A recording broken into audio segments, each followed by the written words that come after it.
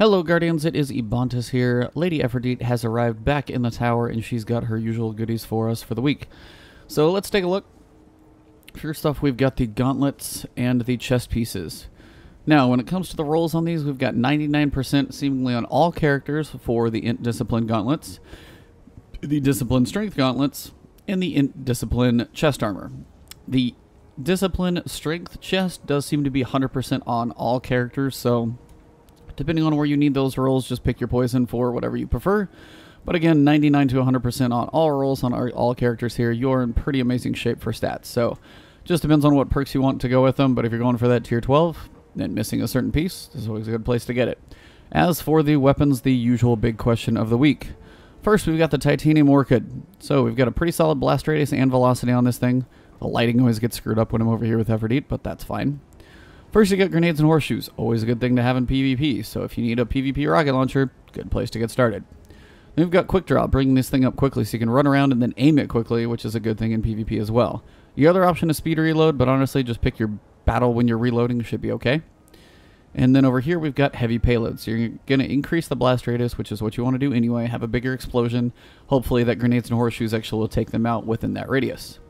Down here, you've got perfect balance, which you don't need stability on a rocket launcher. Don't even worry about it. Now, I've got aggressive launch, I've got smart drift control, or I've got hard launch. So you can get a boost to velocity, giving up a hair's worth of blast radius, make up for the blast radius over here on hard launch, and you can have a decently fast, pretty high exploding rocket. So all in all, pretty good roll for Titanium Orchid. Could be a little better, but honestly, for grenades and horseshoes, pretty reasonable one, I'd say here for sure. Final one, of course, is we've got the sidearm. Now, this is not the greatest gun, and the stat roll, while reasonable, is just kind of, again, mediocre. Just because, I mean, if sidearms are your thing, then this one's actually pretty good. If they're not, then it's up to you. So it's more of a preference, I should say, than mediocre. You've got a hot swap, so when you switch over, if you're working on a primary, switch to this one real quick, you'll have that bonus accuracy. That one's usually going to be a little better than Zen Moment, just because it depends on, I guess, how you play. If you run around with your sidearm all the time, maybe go Zen Moment. When you get here, you can go lightweight, or you can go high caliber rounds, giving you a small boost to range, also letting you stagger a target with your sidearm, which can be beneficial, so their follow-up shots are a little less accurate.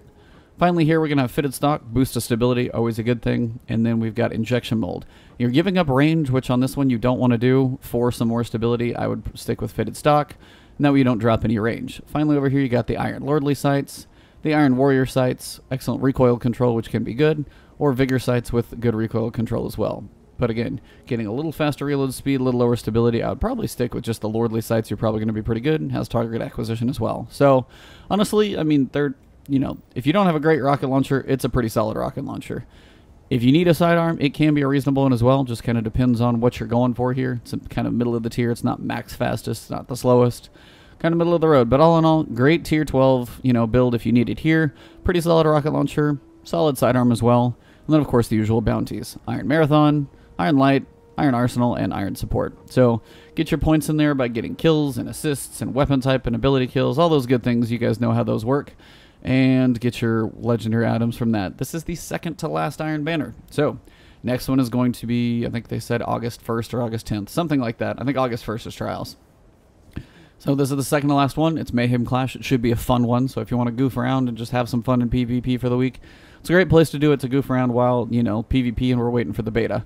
Beta will be coming soon. So other than that, hopefully you guys enjoy the videos. I got my Nightfall solo up. I've got my other vendor rolls up as well. So check out those videos, and I will check with you guys with a couple other Nightfalls this week. So enjoy the week. Hope you guys are having a good 4th of July, and we'll talk to you soon. Have a good one.